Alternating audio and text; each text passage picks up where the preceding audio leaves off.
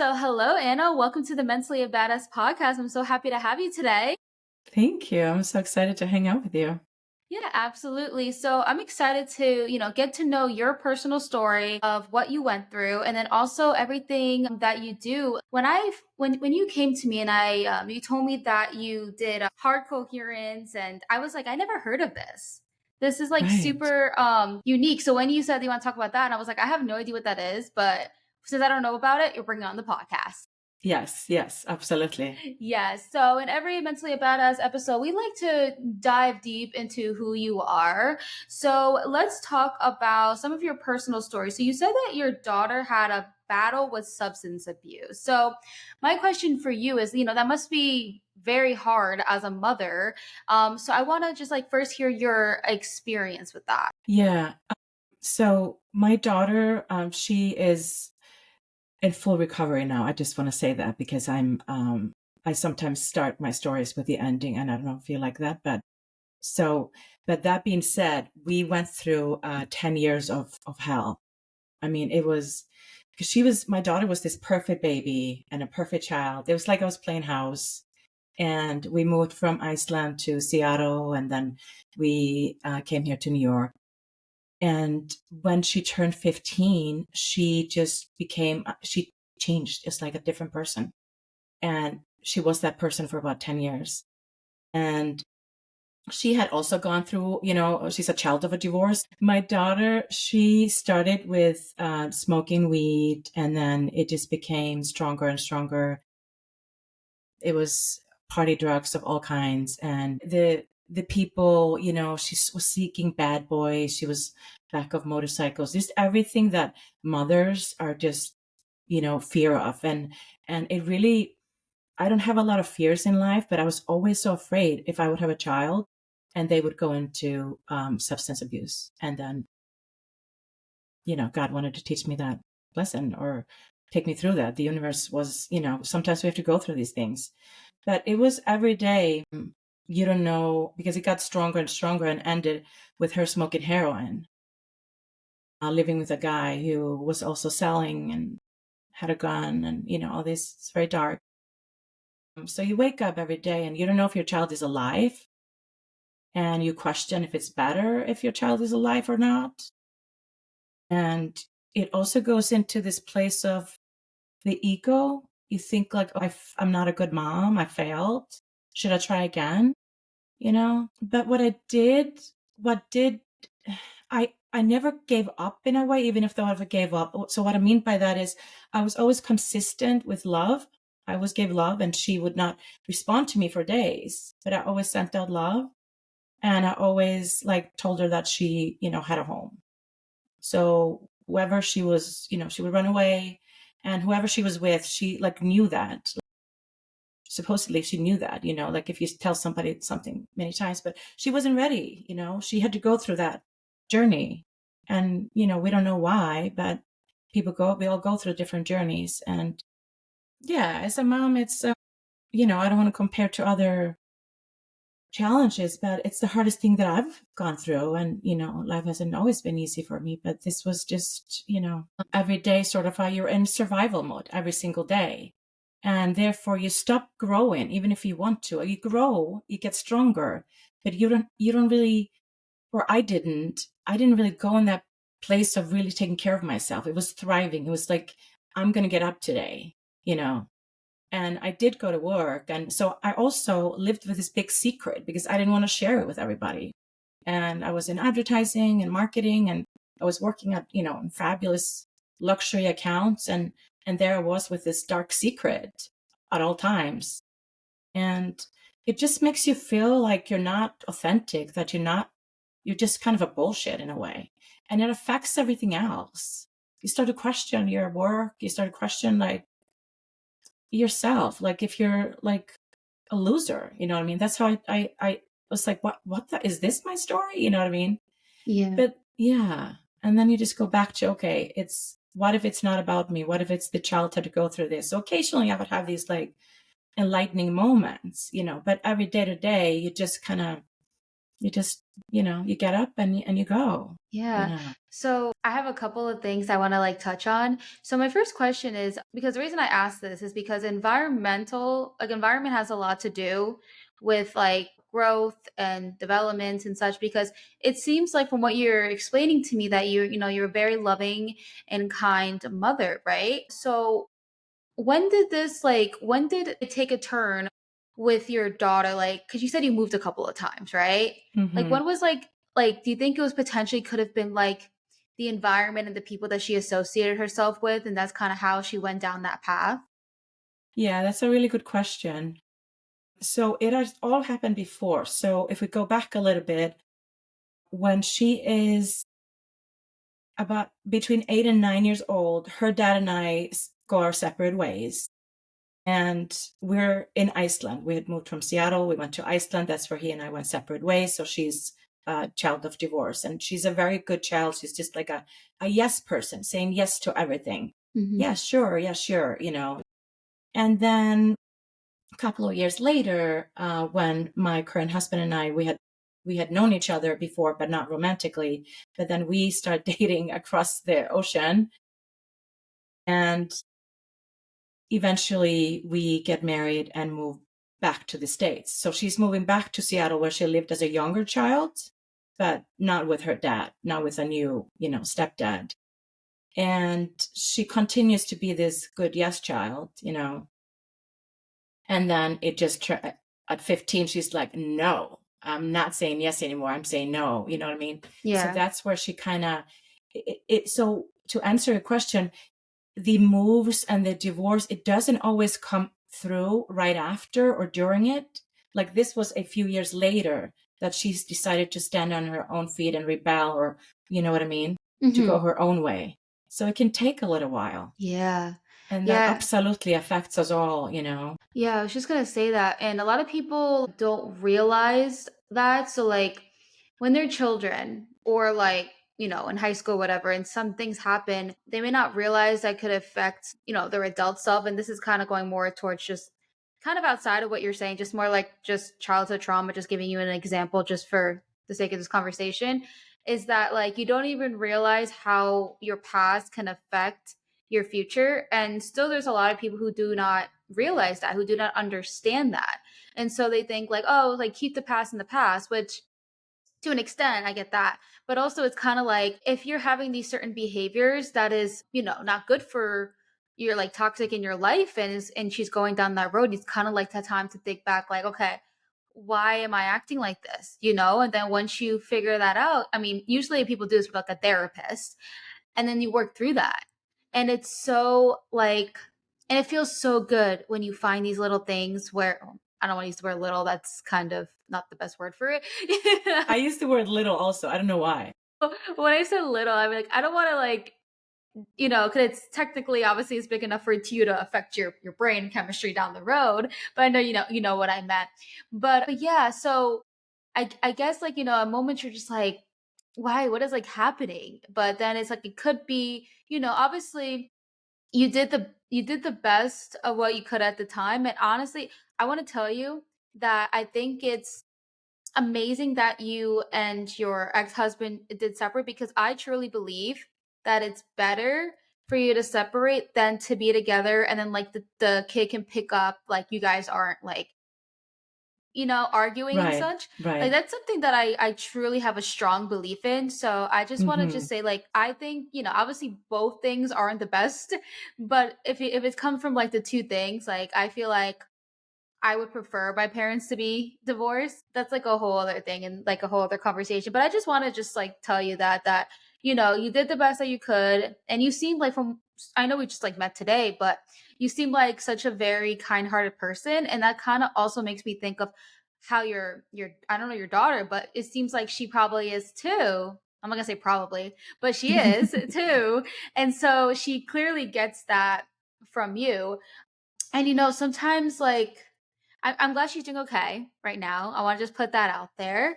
But yeah, that could potentially. I mean, it could have been from the separation divorce. Like honestly, the human brain is so complex. Yeah, Like yeah. we really don't know like as much. Like I talk to people literally like almost every single day on this podcast, and I learn something new every single day, which is Yeah. fantastic. But yeah, so what I want to talk about, because you mentioned how, you worked at these big companies and, very successful, and on the outside looks like your life is perfect, right? But then you have this like deep secret, and then part of you feels like you feel like, I mean, correct me if I'm wrong, but do you kind of feel like a shame that you feel like you owe people to know exactly what's going on deep down? Is that kind of like the feelings that you had? Yeah, I mean, it's a good question. I think you sometimes have that feeling in my sometimes I would like think like that. I wanted to share it, but then I didn't want to open that up, at my workplace. But I think what people sense from you or sense from me that, because I was hiding something.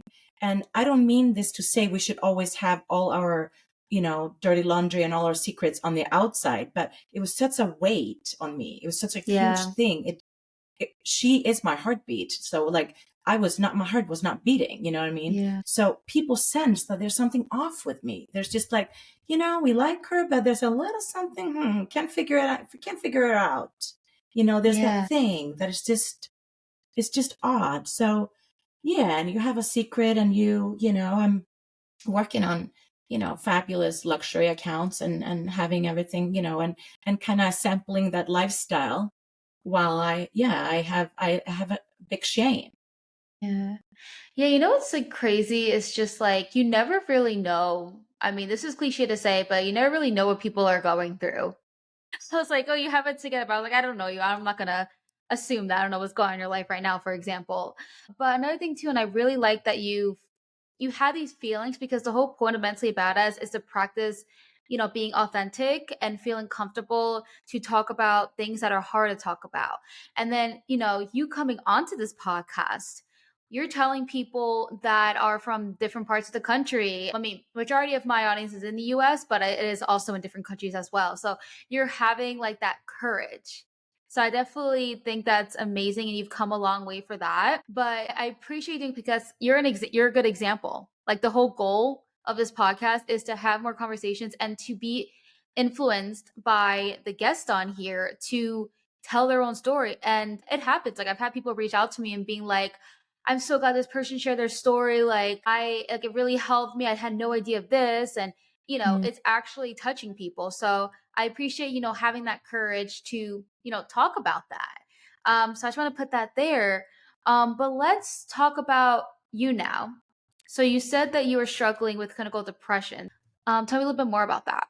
Yeah, well, thank you for saying that, before and holding the space for this. It's so great just to talk to people about, what you're going through. Yeah, so if we go back a little bit, so the time with my daughter, um, that is just something that I just kept pushing down. I did offer her therapy. She was in therapy. We tried 3 different therapists. And myself, I sort of neglected. One therapist was recommended to me, and it was just such a bad fit. I just, Hmm. the therapist was talking about her cat. She's like, "Oh, you remind me, you have rejection. I feel like that with my cat." I was like, "Yeah, not the same, Oh my not the God, compared you same." to a cat? So anyway, just to say, like, I didn't have much tolerance to keep shopping around, but I wanted my daughter to have therapy, and she did. So anyway, so I pile up all this, years that I went through with my daughter. And I'd also gone through other things, rejection, and by the way, when your children sort of deny the life you're offering them, that's also rejection. It comes through as a rejection as well. So all this is piled up, and here we are now. It's 2020 when the pandemic hits, and my career, my job evaporates overnight because I'm writing copy and doing marketing and branding for luxury hotels and luxury lifestyle. And that all just went away. And I literally just stared at the wall for like, I think about maybe 2, 3 months. I mean, I live in New York City and it was very heavy here. So I kept reading also, which didn't help, but I was just on a sort of a down spiral. I kept reading about the death toll, like how many people died today, and it's like 800 people, and nobody was outside. It was so dark and heavy, and we didn't know what was going on. My generation, your generation, we had never gone through anything like this. So but I do want to pick myself up somehow. And I find a really cool mastermind program online. It's called the copywriter, God, I can't remember, copywriter club or something, think tank. It's very, very good. Rob and Okay. Kira are their names. Anyway, they're amazing mentors. I joined their program. It's a year program, and I learned so much about just building my own business. And I was very eager just to learn and start my own business, but it was so much, and I wanted to do everything. And I can be a bit of a type A sometimes, that all of a sudden I didn't know if I was in a burnout. I couldn't keep up. I couldn't like keep up with myself. And I started to be very heavy. And then I started to notice that I am very kind of intimidated by, communicating in the chat. I start to like proofread my things on the side if I'm commenting on the chat. And by then it's like, the conversation is over, the moment is over. But I was just had a social anxiety on a big level. So there are a few of these things. And I usually know how to make life beautiful and I feel good and all that, but I couldn't. I was heavy. Everything was heavy. And I got also heavier. I kept eating pasta during pandemic just for comfort food. Anyway, so it's 20, like late, no, it's like mid 21. Hmm. And I finally seek a therapist and I get diagnosed clinically depressed. And I had literally no idea, zero idea. Like I thought I had a burnout because I was doing so much with that program. And I might have also had that, but I don't know. But then I want to try everything natural first before I accept medication. And I'm also very physical, and we weren't exercising a lot during the pandemic. So there are so many things that came into this. And then I'm going through hormonal change. So there's also like menopause. I'm literally Hmm. just, I don't recognize myself.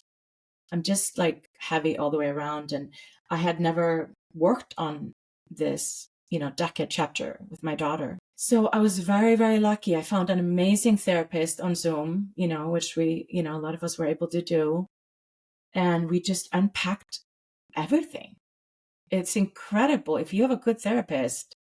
And I like it when it's actionable. You can do, Hmm. because I like the actions, and not just as lovely it is to talk about our feelings. I like tools. Me too. Yeah, great. And so that just she saved my life, this therapist. And but it can take a couple of years to find your mojo back, yourself back, and also to like rediscover who you are. Then, like, Yeah. who am I now? Yeah. I don't even know who I am anymore. Yeah, no, I can completely relate to that. From what it sounds like, because you were saying that you had no idea that it was depression, which depression can sneak up on you, and you wouldn't even think it is. But it kind of seems like, you know, you had this career, it kept you focused, it kept you going, but then once the pandemic happened and everything shuts down, then it's like now you're forced to be alone with thoughts. And if anything that you went through that could have been like trauma and such, it comes just like flowing to your subconscious. And then that's where you having these behaviors. And then like, now you're having self-awareness, which is that's usually the first step, is realizing, hey, this is not normal. Like, why am I like this is affecting my life? Like this is not good. And then you go to see a therapist and they're like, yeah, you're depressed. And it's like, like my moment where I was diagnosed bipolar. And this happened because in high school I would like do things like self-harm and such. And Mm, then eventually my mom caught me and it took me to a psychiatrist. Cuz I actually was in therapy since I was 15, but it didn't really help. I mean, clearly it didn't really help me. 'Cause it was a lot like more like a complaining session. Like, yeah, you were saying before, like, we need tools. But as a teenager, you don't really know these things. You just think, oh, yeah, I'm just going to complain the whole time. And that's just therapy, right? But, anyways, it took me to a psychiatrist. And after a couple sessions or whatever, they were like, yeah, you have bipolar. And at first, I was like, I had no idea. It was like one of those moments where it's like, I had no idea. I was like, really? Bipolar? And then bipolar, ADHD, BPD. And I was like, oh, I have the alphabet. Okay. You So said that.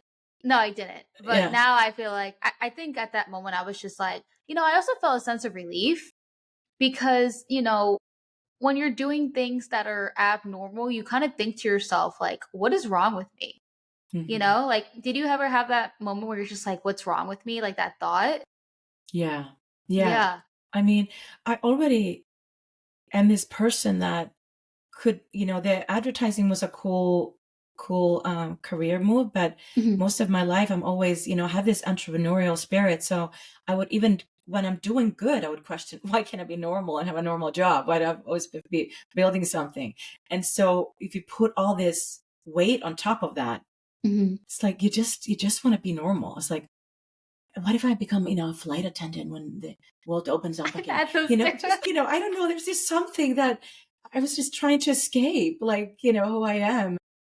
Yeah, it was so random. Oh, what if I could be a flight attendant? I thought that Yeah. was hilarious. Yeah, no, I've had these moments too where, but what's crazy too is that, and you probably heard from like the previous podcast episode you listened to, it's just like people want to be accepted. Humans want to be accepted. They don't want to be abandoned. And so you think in your head, like, I need to do this and that.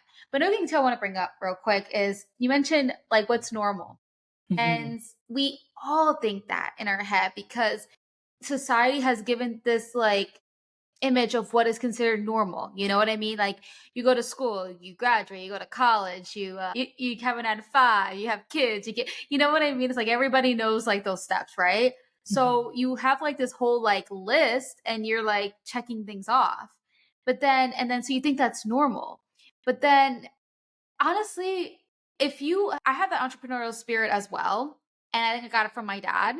And it's true. It's so true. And it's in our DNA, right? So Yeah. you probably have it somewhere in your family. So, and when you're an entrepreneurial spirit, the normal, like your normal is not the same normal as someone who doesn't have it, right? So when you have these feelings inside that you need to be doing other things, you feel like, what is wrong with me? Like, I'm not doing what they're doing, right? But then it's just like, in reality, there's no such thing as normal, Right. No, you there isn't. know? Like, what even is that? And that these boxes that you were talking about, who came up with this blueprint for Yes. human beings? Like, why are we supposed to go to, fancy schools and have this kind of job and get married at, a certain age? Like, who came up with this? It Right? doesn't work. There is no one size fits all. Like, leave us Mm-hmm. alone. Let us just Leave us like alone. let us just support each other and not Right. isolate us by, if you don't go through that path, then you're a misfit. Yeah. Yeah, it's true. And I liked how you used the word blueprint because that is exactly what it is. And I couldn't think of the right word for it. But blueprint, that is, I'm gonna keep that in my head because that is exactly it's like the I don't know. I feel like I'm gonna just make some type of creative video about like the human blueprint or something like that of life. I Ooh, don't know. I could make some joke out of that. I love making like these humor things because it makes people kind of like chuckle and laugh and it makes people just excited about life. But yeah, I love that. I love that. It was great. But yeah, and then and also another thing too I can contribute is not feeling authentic. yeah, yeah. Yeah. That's But well, that's because we don't know who we are. yes, right? It's kind of like you have these moments and just like who am I? And I've had this so many times too. But then it says like, oh, with borderline personality, so you have identity crises. I'm like, okay, like is that coming from that? Like I don't know. But with Yeah. BPD, it's like you're constantly like throughout the whole day or every single day, like trying to figure out who you are. But I think it's because people keep telling us who we're supposed to be, but we Hmm. don't feel it. We don't feel like when I went to college, I actually didn't want to go to college. I was just going, to college just because it was part of the blueprint. Yeah. And my parents said I have to go to college, which, I'm very grateful. I want to put that out there. 'Cause I know some people don't have that kind of privilege. And I was very grateful to have that privilege. And, you just got to like recognize these things as you go on throughout life. So I just want to put that out there. But my first year, I went to community college and I just like didn't like it. It just like wasn't my vibe, I guess. Hmm. And I wanted to actually go to like acting or film schools in New York. I actually grew up in New Jersey, so I'm very familiar Oh. with New York City. But then my parents were like, "Yeah, no, we're not paying for that." And I was like, "Okay." So I was kind of like stuck there. But then again, I don't regret my experience in college because it made me who I am today. I have a degree in psychology, so that does help me a little bit into what I'm doing today. I wanted to be a therapist, but then realized I would probably cry with my clients and that wouldn't be good. But, I mean, there's other things that happen in my life that is totally out of the blueprint. Like, I wish you could see my blueprint. I'd That should love be like to. a like a fun activity, Yeah. right? Wouldn't that be Well, fun? yeah. And, I know we're going to talk about, my project later, but Yeah. the word blueprint will come up again. Just, wait for Okay. it. So, my question for you is, what is heart coherence? Yeah, that's a great question. And, if only I would have known that during that time that I was struggling so much with, the journey of my daughter. But so, yeah, your heart, if you just think about your heart, it's more than just like a muscle that, pumps blood and keeps you alive. It's so if you think about it like the center of your emotional and physical state, right? So the heart and the brain, they're like consistent in communication. And I thought it was really interesting when I learned, I studied with the Heart Math Institute, so I'm a certified mentor from them, that the heart feeds so much more information to the brain than brain to the heart. I was like, wait, what? Really? Yeah, I thought that was so wild. And so, but if you think about like, I like to say this, like if your body is like a symphony, there are like all these different instruments. Yeah. And when you're stressed or anxious, it's like the instruments are kind of out of tune. And that affects your thought process and your emotional, you feel heavy and scattered, and your body will feel more like tense and just exhausted. So this is happening because like your nervous system is out of balance. And so the two part of the autonomic nervous system, I know it sounds like we're doing, it is science based. So that's why I just want to go through a little bit longer. So the two parts of the autonomic nervous system, like there's the sympathetic, which is the fight or flight, the go, go, go, go, go part. And then there's the rest and restore, the parasympathetic nervous system. And when they're out of sync, that's when we don't know, we can't make decisions. So, but when your heart is coherent, that's when we go back. Now we're going to go back to explain what coherence is. It's when everything is aligned and you are now back to being like this conductor that is, you know, creating and maintaining the symphony. I don't know why I'm using a music.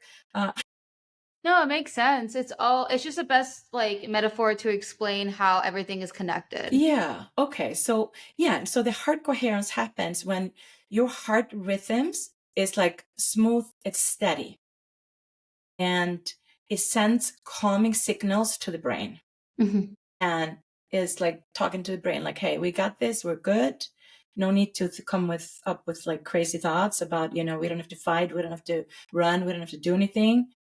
Our nervous system is in balance.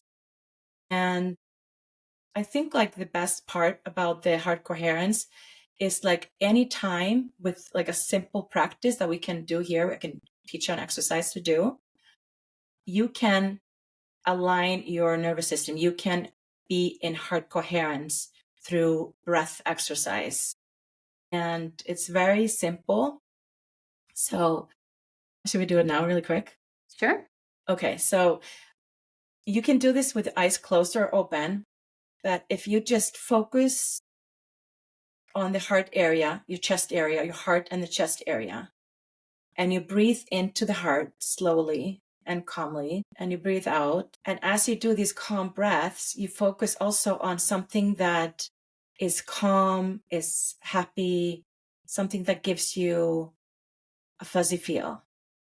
And you just stay there for a minute, and you can do this as long as you want, but it doesn't need more than 3 minutes.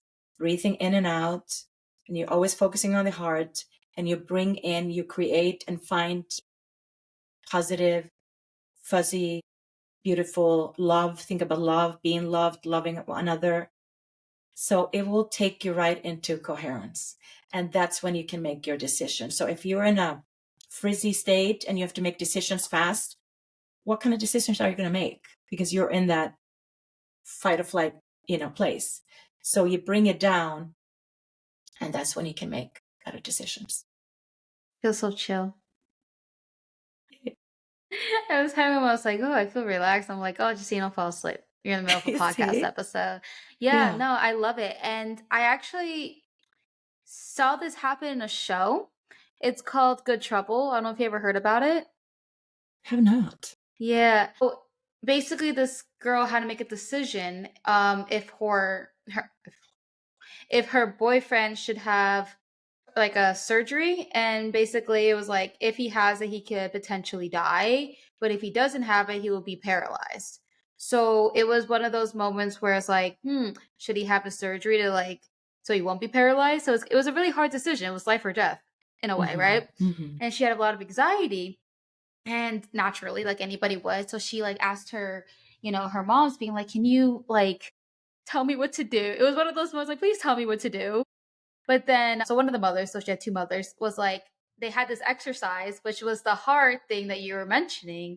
And then she was like, and what they said was the purpose was to clear the mind of all the noise, Mm-hmm. of all the anxiety, so she can make a decision that's coming from the heart, because your heart knows the right thing to do, but your brain has all this noise that is overpowering the heart. So that's kind of like similar. And so yeah, no, I love that. So now in the future, if I need to make any decisions, I'm going to do that. Yeah. And what helps sometimes is like you're pulling the mind out of the body. The body, it shouldn't be your boss, Yeah. or the ego. So everything is through the heart. That's where your access to your intuition and your like infinite knowledge. It's all you have to do. Everything is internally and scientifically. It's through the heart. It's incredible. I Yeah. don't understand why we don't teach this at schools and we don't get to learn this. You know how much I would love if this stuff was taught in schools? Like just Yeah. even like mental health too. You know how we have like physical, obviously we know we have gym class Mhm. and you do physical stuff, and then they sometimes will have like a health class and you just learn about like fruit, I don't know. But it's like they don't talk about mental health. No. So like I'm really hoping schools know that like mental health should be first in really anything, because if you can't, control or like feel well inside, everything on the outside is going to be a mess. And that's just a reality. And people, I'm actually kind of curious in society, it's like why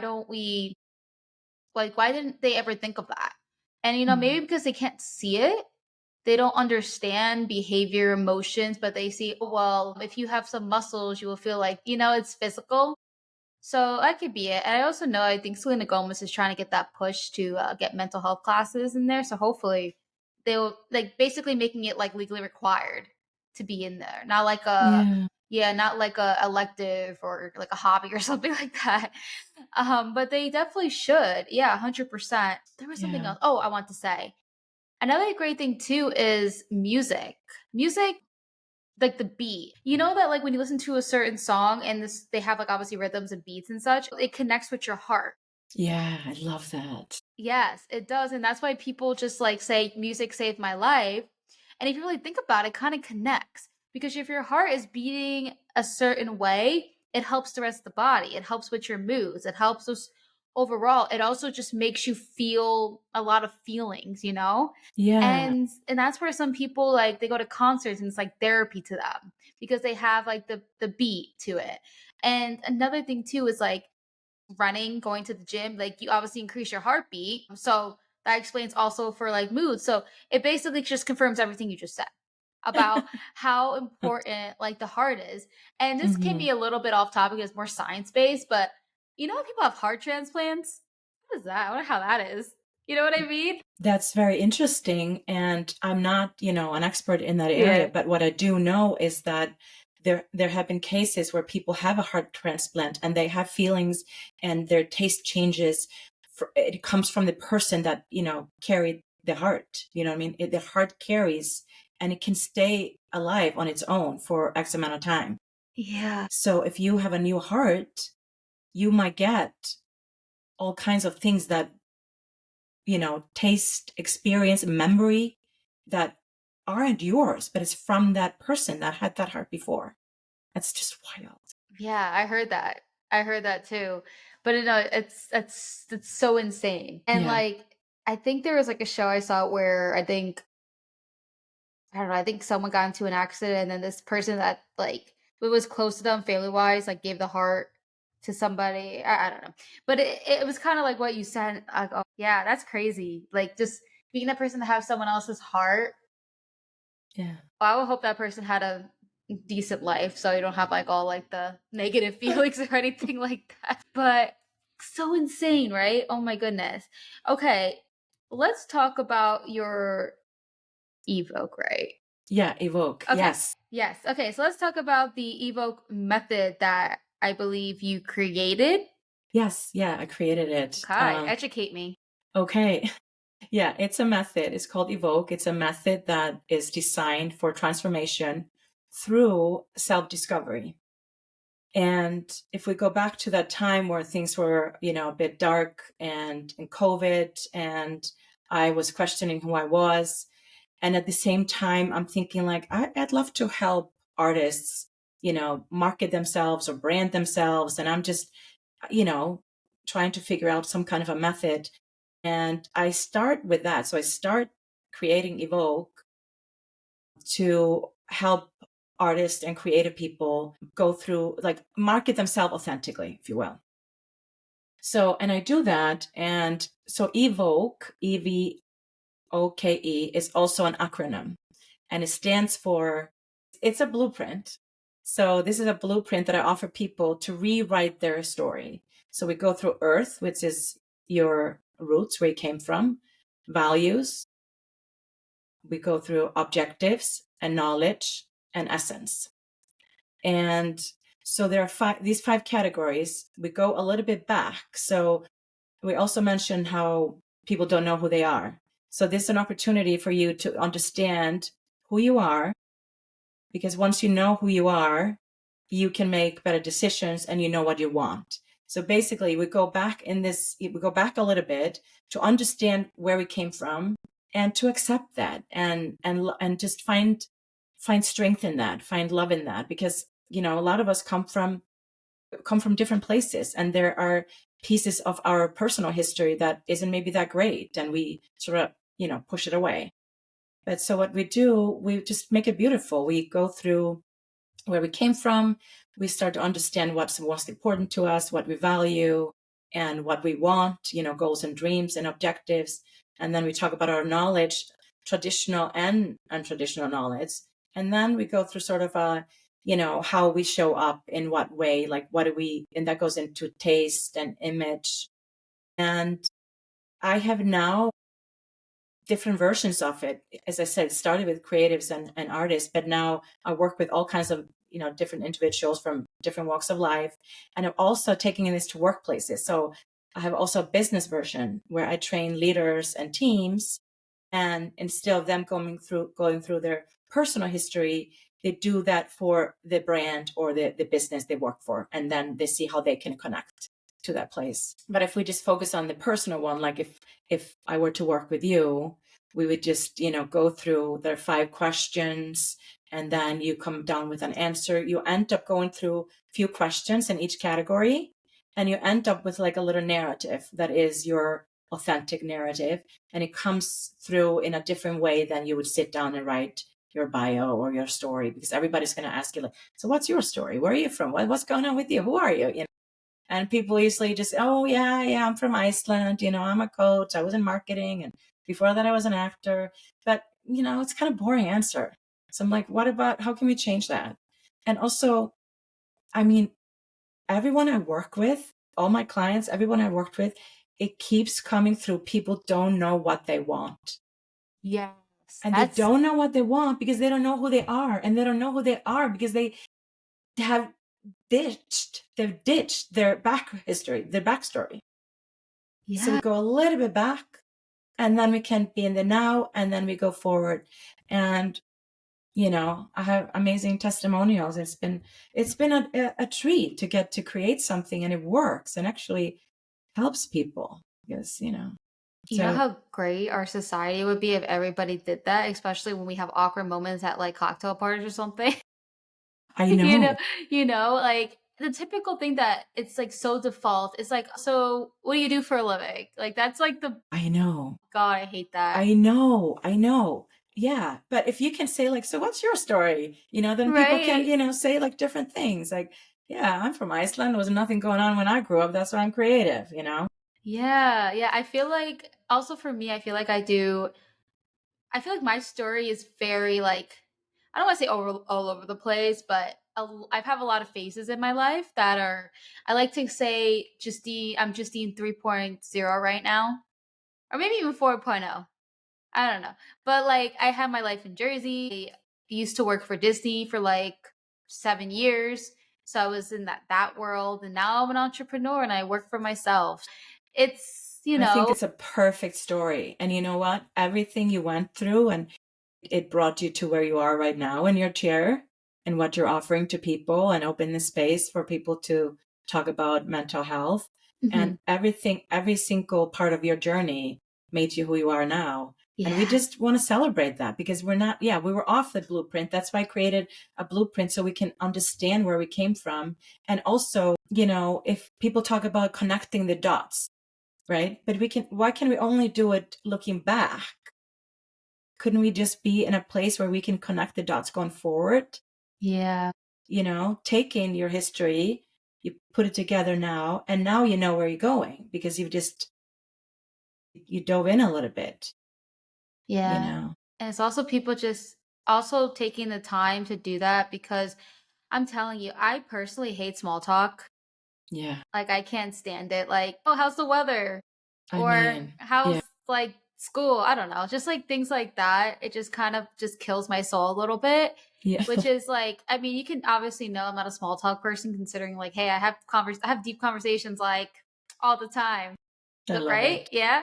So yeah, no, I personally hate small talk. I hate going to like events where it's just everybody has like their mask on and no one's authentic and it's just like things are forced.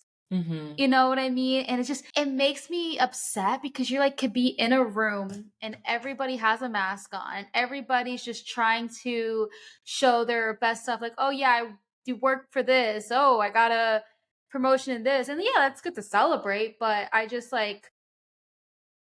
want to know the person. Yeah. You But know, they, like but they don't know. They don't know who they are. as you were So saying. they have nothing to offer in that Yes. way. It's yeah. I mean, and Yeah. and and when we are like in a cocktail party or whatever, an event, and everybody's like on their quote unquote best behavior, how your parents told you should behave, we're still doing that. Oh, now we're like at a party, we have to be nice, we have to behave. What if you really know all your quirks, everything about you? So how you move and how you speak is just, it's authentic, but it doesn't mean that you're bringing out your dirty laundry. You can still be Yeah. free Yeah, in it's all your about how you own say it. being. Exactly. Yeah, Yeah. there's this song. It's called. It's by my favorite artist. Her name is Nessa Barrett, and she has an eating disorder, and she talks openly about that. All her music has to do kind of routes back to mental health, and that's why I love her so much. Is because I some of her music, like her lyrics, are so deep, and I like relate to it, and I feel seen.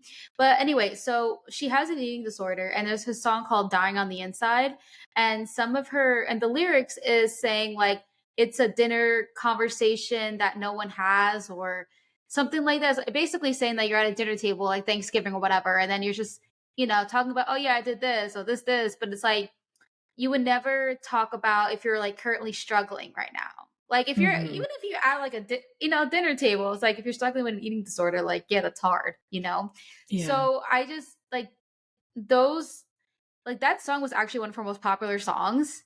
So that's when Hmm. you know that people are thinking the same thing. And Yeah. so that song is just a masterpiece. So that's kind of like saying like Because people also say like, Dean, why are you being so depressing? Like I've gotten that, but I don't mean to be like, if I talk about like, obviously on here I talk about, oh, I have bipolar, self-harm. Like this is stuff where people would think like, oh, why are you putting like being so negative and this and that? It's like, it's not like being negative. I'm just being like open, like what I go through. And it's like, as you can see, I don't know if you notice, like when I talk about stuff, like I don't feel like I'm hesitant to share it with you. Hmm. And and that because it takes a lot of practice, I don't know about practice, but I guess over the years of having the courage to feel safe to talk about things like that.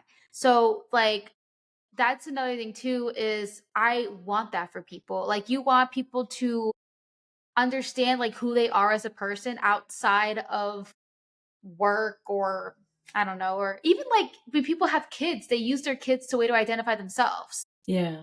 And I want people to know themselves inside the workplace. There's so many things you can do, you can bring out that are non-traditional knowledge when you know yourself that you can bring to your, workplace.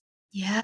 So there's a lot here in this, and people not knowing themselves, and that's it's all connected, and then it's hard to make decisions, and it's hard Hard. to be authentic, and because we're Yeah. not willing to accept all our like crookiness, and we don't want to look at it. Oh, that's depressing, that was a long time ago, I don't care.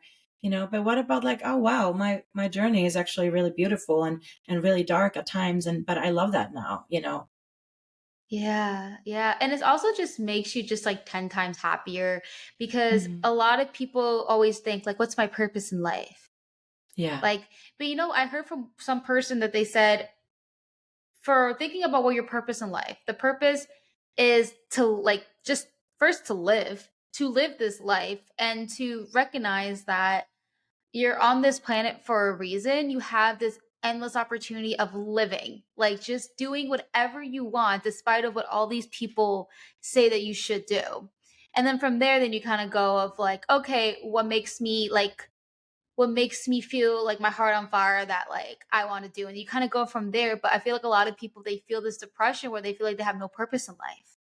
But Yeah. yeah, Yeah, and that is, and I think it's so easy to solve that, and when you say you can do whatever you want, but people don't know what that even is. yeah, And you're that's right. also connected to the heart as well. So there's a red thread in Evoke that is the heart coherence. It is heart math, that because it connects everything we do. And then, going forward, just to tell you one more step about my work, is that because I came from the theater, and that was, what I did for 15 years. Mhm. The second part of Evoke, after we pull out our story, understand where we are, we map our future in a way of like a film script. So it's like a storyboard. So it's actually creative and it's fun. It's not, you know, not everything is white and blue. You know what I mean? Yeah. Yeah. Question for you. Is the blueprints the thing that you're giving away to people? What are you giving away? Yeah. So now, for a limited time, when you go on my website, just my name, anarosaparker.com, and you sign up for my emails, you subscribe to my emails, I will send you a free copy of a guide where you can go through, you can evoke yourself on your own. Like And that. then, yeah, you can work with me too. But this is, you can go through it, you can print it out, or you can do it, if you have Adobe or whatever, sign, write on it. Yeah, you can just download it from there. I'll come to you automatically once you sign up That's for awesome. my I think I'm gonna do emails. it. I think Yeah. I gotta remind myself to do that because I want to do it. That Yeah, I sounds so think much you'll have fun. fun. Yeah. Yeah. It's a little bit differently laid out how I work with my clients, but it gives the same information in a way, like to get started.